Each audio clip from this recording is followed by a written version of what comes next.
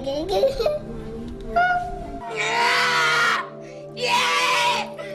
dancing! Dancing!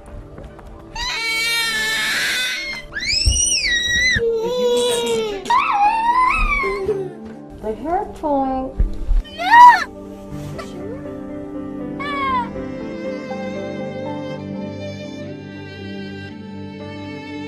You can't really take a day off of autism.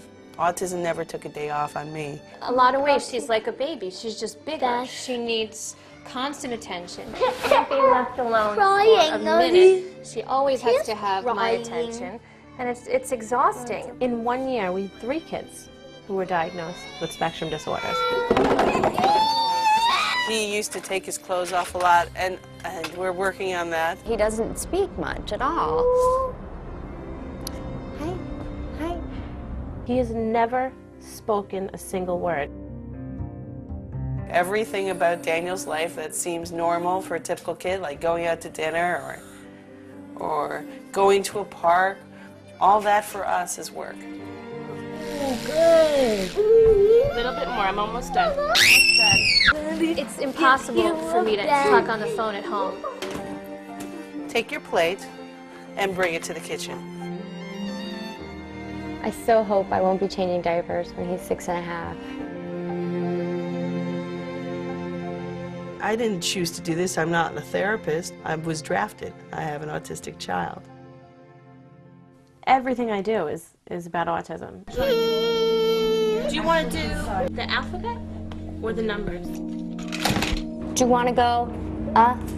Up? Okay. I have to stay home with him because I have to facilitate the therapist, going here, going there, the medication, the constant medical appointments. I really had to give up my entire life as I knew it. Well, I left the job that I never intended to leave. And I did have to quit my job. Our entire social life revolves around autism, and all of our friends are parents of children with autism. The parents of autistic children often stick together, and we have to. Because they understand if your kid is having a meltdown and there's no judgment, it's just that's how it is. You know, it's very hard to maintain friendships with people that have no idea, like, just how difficult your life is on a day-to-day basis. They have no idea how easy it is compared to this. You know, your heart is breaking all day long. You know, you think about his future and all the pain he's in, and I don't think they can understand that. And the parents who were going out for bagels together and are like, oh, do you want to come for a bagel? And I think, yes, in another life, I'd love to come for a bagel. But right now, I have to write down what he's doing so we can go home and work on that. And then I have to take the other 2 to therapy. So, no, I can't go for a bagel. Danson ran out the door himself, which was absolutely terrifying. It was freezing cold, no shirt on, and no shoes on. Daniel had walked at the front door. He got away from me, and he was running down the middle of First Avenue. She took off once, and we had to call the police. I immediately called the police. I was just running straight on into traffic. Daniel wouldn't look at traffic. Running, sprinting down to that traffic light. He's gonna get hit by a car. I really was sure that he would be struck by a car. People were beeping. My heart was racing. I felt my life going in like slow motion. Anything could have happened. It's very scary. It's very, very scary. I feel like I'm playing this game, which is life or death to me. Can't you just keep your child quiet? No. People have no idea what it's like to have a child with autism. Bessie? He's too old for that. He shouldn't be having that. We're just judged more harshly and more constantly and expected to do things that no human being should be expected to do. Why is she screaming? Why is he hitting himself? What are you doing to her? Why are you making her cry? And I say, well, you know, are you an expert in autism? It's always heartbreaking. When Jody was on the swings and crying, the other moms were sort of looking and wondering why this 8½-year-old girl was screaming and carrying on because she didn't want to get on a swing. I would like people to second guess themselves when they look at me and they think that A, I can't control my kid, or B, I'm abusing my child because he's screaming. Have a little bit more understanding, a little bit more compassion, and show that to your children as well.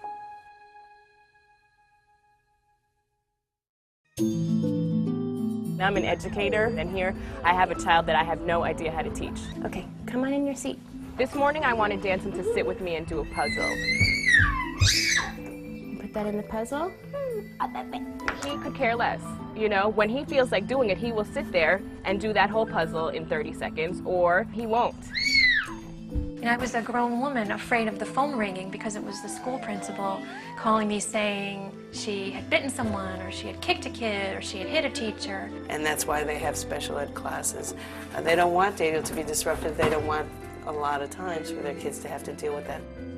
When he turns 5, I wish so much that he could go to kindergarten here. He can't go to kindergarten. You know, my school district doesn't have, they don't have anything appropriate for him. There are parents who are forced to put kids in schools that are completely overcrowded, and 12 kids and 1 teacher, and the kids don't make progress.